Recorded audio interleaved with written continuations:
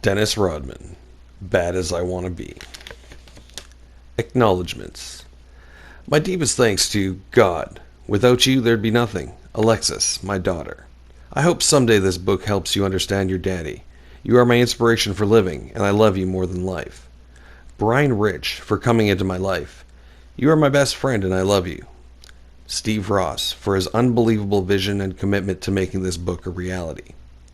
Howard Stern, for just being the cool dude who lives life this way. Mike Silver, for being the first person to show the world who Dennis Rodman really is. Tim Keown, for helping tell everyone how I feel and what I think more clearly than ever. Richard Howell, attorney to the stars, thanks for looking out for me. Chicago Bulls, for accepting me for me and letting me just do my job. Chuck Daly, for being the one who showed me the way to become a man in the NBA. James Rich, for showing me what character and truth are all about. Mom and Deborah and Kim, I love you all. John Giannopoulos, thanks for being there. Pearl Jam, you guys do it like nobody else. Your music is a real inspiration. Tammy Rodriguez, for all you've done to make me look good. Dwight, thanks for being a true friend. I know I don't say this much, but all that you've done for me really has made a difference in turning my life around. Thank you, thank you, thank you. Is something wrong? She said. Of course there is. You're still alive, she said. Do I deserve to be? Is that the question? And if so, who answers? Who answers? Pearl Jam, Alive. Ooh, I love that song. Chapter 1. New and Improved. One night, one gun, one decision. In an April night in 1993, I sat in the cab of my pickup truck with a rifle in my lap, deciding whether to kill myself. I was in the parking lot of the Palace of Auburn Hills, the site of many of my greatest moments as a professional basketball player for the Detroit Pistons. As I sat in the truck, looking out over the endless asphalt and the huge empty building, I discovered I was ready to check out of this life if it meant I could keep from becoming the man I was becoming. I had 2 championship rings and was on my way to my second straight rebounding title. I had played in 2 All-Star games and was the NBA Defensive Player of the Year twice. I was wildly popular in Detroit, the blue-collar working man in a blue-collar working man's town. I was the guy on the front line, taking the bullets for the troops, clearing the way for everyone else to get the glory. It was a role I loved, and a role the people loved to see me play. I had all the material things everybody wants. A big house, a Ferrari, name recognition. I was a huge success story, a made-for-TV special in the living flesh. I had risen above a tough childhood, poor education, trouble with the law, and a stretch of homelessness. I was a black kid from the Oak Cliff Project in Dallas, who had been shown another side of life during college by a white Oklahoma farm family. My story read like fiction.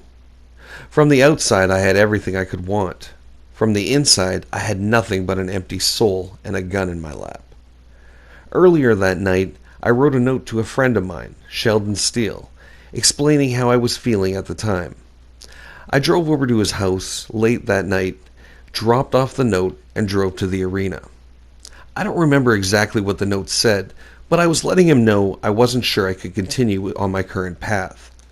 The note was personal, but it wasn't meant to be a suicide note. Later, it was reported to be one, but that wasn't my plan when I sat down and put the pen on the paper. The rest of that night is crystal clear in my mind, and will be forever. It wasn't unusual for me to drive out to the arena on nights when we didn't have a game. The arena is out in the middle of nowhere, with this huge parking lot that seems to go on forever. I would sometimes drive out there late at night or early in the morning and do some target shooting. Other times, I went out there to work out in the Pistons' weight room. Target shooting? I don't live my life by anyone else's clock. If I feel like doing something, I don't care what time it is. I just do it. Unless I absolutely have to be somewhere, time isn't a big factor for me. I don't wear a watch. I don't worry about what time it is, and I don't like to waste time sleeping. I know night and day, and that's about it. It was late when I left Sheldon's house, probably 2 or 3 in the morning, and I decided to go drive out to the Palace and get in a workout. I thought I could work some of the anxiety and pain out of my body by throwing some weights around and cranking Pearl Jam. This happened near the end of my 7th and last season with the Pistons, and the team was going downhill fast. We ended up 6th in our division that season with a 40-42 record, and we didn't even make the playoffs. That's pathetic when you consider we were world champions just 3 years before that. Our great team was being taken apart piece by piece, and I felt like my life was being taken apart right with it. There was nobody around when I got to the arena, and I let myself in. I worked out hard. I was working my body to the bone, lifting and listening to Pearl Jam. There was nobody else around. Just me, the weights, and the music. The place was like a fucking tomb. I tried to take those weights and throw everything at them, all the pain and sorrow that was running through my body. When I listen to Pearl Jam, the music releases everything that's bound up inside me. It's hard for me to explain, but their music is so real. It makes me think about everything in my life. At that point, I didn't need much encouragement. I was thinking enough already. I was thinking a lot about how fucked up my life was, how much bullshit I was going through at the time, and wondering how much more I could take. I must have worked out for 2 hours before I closed the place, completely exhausted, and went back to the truck. As I was walking out, I thought, fuck it, the gun's inside the truck. It was that simple. The whole time I was thinking that I shouldn't be doing this. I shouldn't be here. I shouldn't be an NBA player. This is all some fantasy world that I have no right to live in. I was just a kid from the projects who was always too skinny or too funny looking to be taken seriously. I was the kid they called the worm because of the way I wiggled when I played pinball. Me, living this life with women and money and attention everywhere, it didn't seem real. The rifle was in the truck under the seat. I turned Pearl Jam on the stereo and reached under the seat and grabbed the gun, wondering if I could do it. I knew right then I could. I could take that rifle and blow my fucking head off. There was that much pain. The life that might have looked so good from the outside was caving in on itself because I couldn't continue to be the person everyone wanted me to be. I couldn't be what society wanted an athlete to be. I couldn't be the good soldier and the happy teammate and the good man off the court. I tried, and I failed. I tried marriage for the good of my child and had it blow up in my face. I tried to be loyal to my team and my teammates and had that explode when the organization began to tear the team apart. I tried to do all those things, all the right things, and I got nothing but pain and suffering in return. Everyone was gone. My teammates were gone. My child was gone. My coach was gone. I was alone, bro. All alone. I was out there, exposed and hurt. It would seem to have been the lowest point in my life, but it didn't really feel that way. It felt to me like a standstill point. I felt stuck, paralyzed. I knew I could get the fame and all the money, but how do you learn to deal with all the bullshit that comes with it? They don't teach you that part of it. You have to find it out for yourself, and that's what I was trying to do. A lot of people say they wish they were dead, but how many of them really believe it? How many of them are really willing to act on it? Most of the time, people are looking for pity or sympathy. I wasn't into that. I wouldn't have been sitting in the middle of a huge empty parking lot at 3 in the morning if I was looking for attention. That was the last place I was going to get any attention. I didn't want anyone else around. This was the battle with myself. No one else mattered. I just kept thinking, this isn't me. This isn't Dennis Rodman. You're looking at somebody who's living somebody else's life.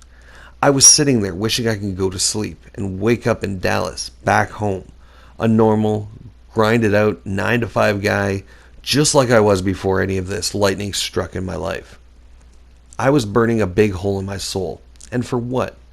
I had everything I wanted, but I was trying to be somebody I wasn't. The life I was leading had changed me into somebody I didn't even know. As I sat there, I thought about my whole life and how I was ready to call it all in, cash it all in. Just pull the trigger, bro, and give it to somebody else. Pass on all those problems. There was some real pain there. I didn't know who I was or where I was going, and nobody seemed to understand that but me. I thought about my father, the aptly named philanderer Rodman, okay, who left us when I was 3 years old and never came back. My mother says I used to walk around the house after he left asking when Daddy was coming home. She knew the answer, never. But she always tried to keep me from being hurt by that truth. I thought about my mother, Shirley, who raised me and my two younger sisters all by herself in the Oak Cliff projects in Dallas. There were times when we were hungry, many times, but she worked 2 and sometimes 3 jobs to keep us going. I thought of a girl from Dallas named Loretta Westbrook, one of my sister's friends, who convinced me to try out for the basketball team at Cook County Junior College. I was 21 years old, working a part-time job cleaning cars at an Oldsmobile dealership. 6 months earlier, I'd been fired from my job as a graveyard shift janitor at the Dallas-Fort Worth airport for stealing 50 watches from an airport gift shop. I was a nobody, just bumming around with some hoodlum buddies. Sometimes I'd walk in the streets all night knowing I had nowhere to stay. I wasn't going to try out for this basketball team. Why? What would I do in college? But things were happening to me, strange things. Things that don't happen to anybody else. I had just grown an incredible amount, 9 inches in 2 years since I'd graduated from high school. But I still didn't think of myself as a basketball player. I went from 5'11" to 6'8", and the more ball I played, the more I caught on to the game. I never had such confidence in anything before in my life. Not schoolwork, not girls, not any other sport. All of a sudden I could do things on the basketball court that I never dreamed of doing. My sisters were always the ones with the basketball talent. Deborah was an All-American at Louisiana Tech. Kim was an All-American at Stephen F. Austin. I was the run of the family, living in their shadows, following them around until my hormones went crazy. It was like I had a new body that knew how to do all this shit the old one didn't. There was a lot of pain and suffering in my childhood, but when I lay down in bed at night in that Oak Cliff project, I always had the same thought. There's something big waiting out there for Dennis Rodman. This wasn't logical thinking. I was a goofy kid who was so shy. I sometimes hid behind my mom in the grocery store.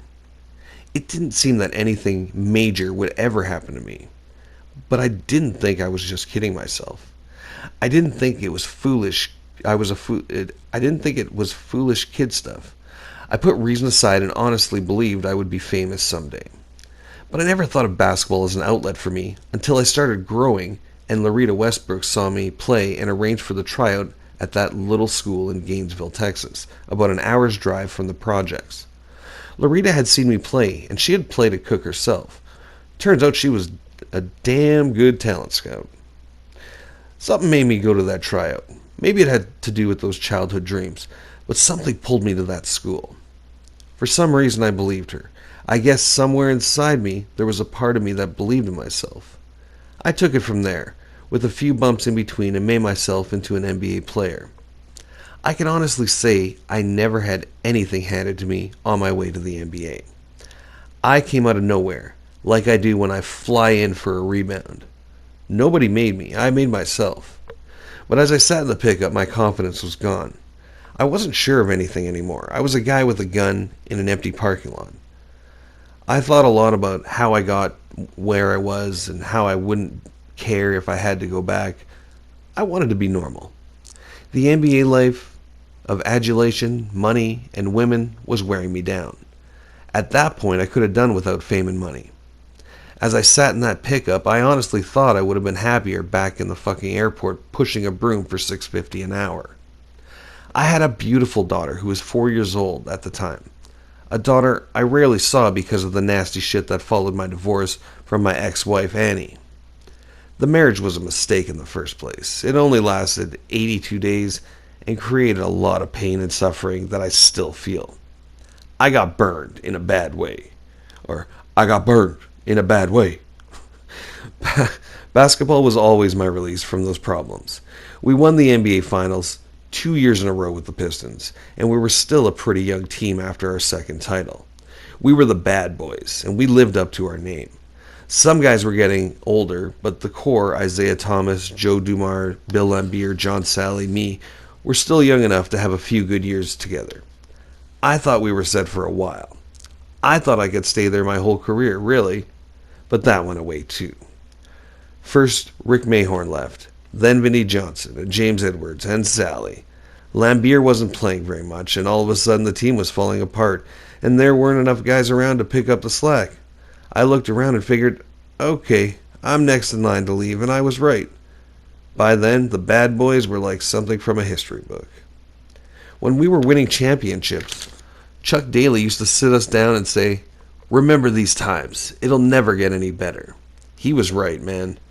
He was right. Those teams had everything. Power, finesse, brains. We could beat the ugly shit out of the other team or be pretty about it. It didn't matter, bro. You pick how you want to lose, because we didn't care how we beat you. Those times were gone. When Daly left after the 91-92 season, he took the heart of the team with him. That man had taught me more than anyone in the world about basketball and what it took to win in the NBA. When he left Detroit, it was like they pulled my anchor out of the water.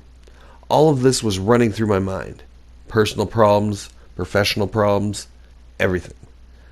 I was two people. One person on the inside, another person on the outside. The person I wanted to kill was the person on the outside. The guy on the inside was fine. He just wasn't getting out much. The guy on the inside was normal. Even though he had a lot of money and fame, the guy on the outside was all fucked up, not knowing what he wanted. I came up with an idea. Fuck the gun. Why not just kill the guy on the outside and let the other one keep living? I already knew I could pull the trigger if I wanted. If that was some kind of test, I'd already passed it in my mind. I was searching for a way to come to grips with that person I didn't want to be. I wanted to get that part of my life, or I wanted to get that part out of my life and let the other one come out to breathe. And if I got rid of that life, what options did I have? I could have gone off and been a 9-to-5 guy who would have been happier and would have had fewer problems. My bank account would have suffered, but I would have been able to walk the streets as a normal person. That's all I was looking for. The other option I considered was to keep doing what I was doing and try to fool people into believing I was something that I wasn't. Then I thought of a third option. Live a normal life, stay true to myself, and stay exactly where I am. I sat in that pickup and had a duel with myself. I didn't need the gun. It all took place in my mind. I walked one way and I walked the other way.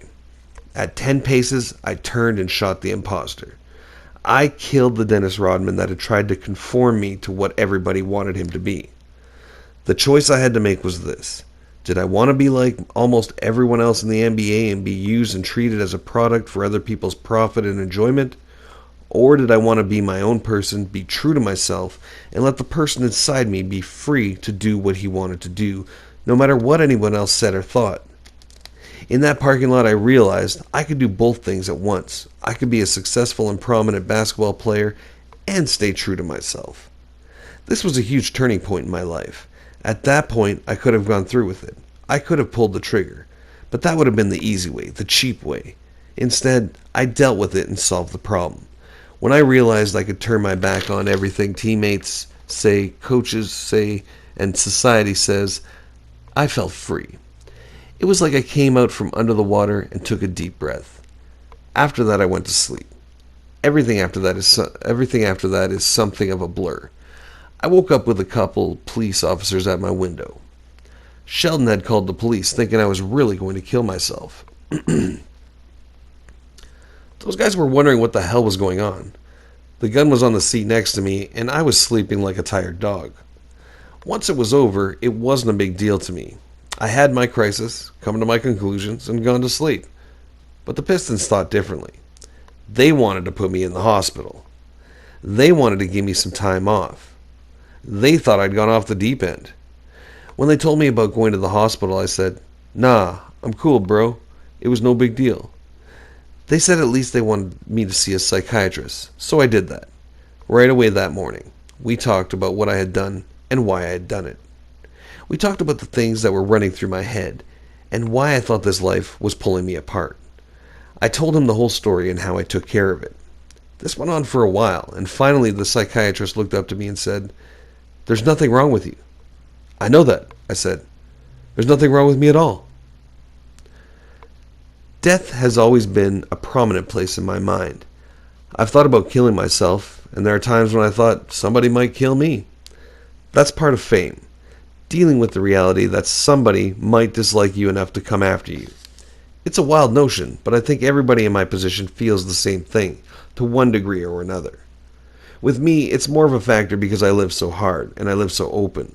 I'm not afraid of death. I'm not going to stop doing the things I do. Going out to clubs, riding my motorcycle, going out on my powerboat, just because there might be a risk involved. But if I had killed myself that night, I know what would have happened. People would have thought I had been sending out all these warning signals, that I was deranged and needed help. They would have said they'd seen it coming miles away, that I was nothing more than a basketball-playing time bomb. There even would have been speculation that I was on drugs, even though I'm the most anti-drug guy who ever stepped onto an NBA court. When a high-profile personality lives like I do, always looking for a new experience or new challenge, everybody thinks that person is fated to die young. What I did that night in the Palace parking lot, the choice I made and the way I made it, allowed me to break out and become the person I am today. I made the decision that night. Follow your brain. Because of that night, the Dennis Rodman you see now is a prototype. The one you should have been seeing all along.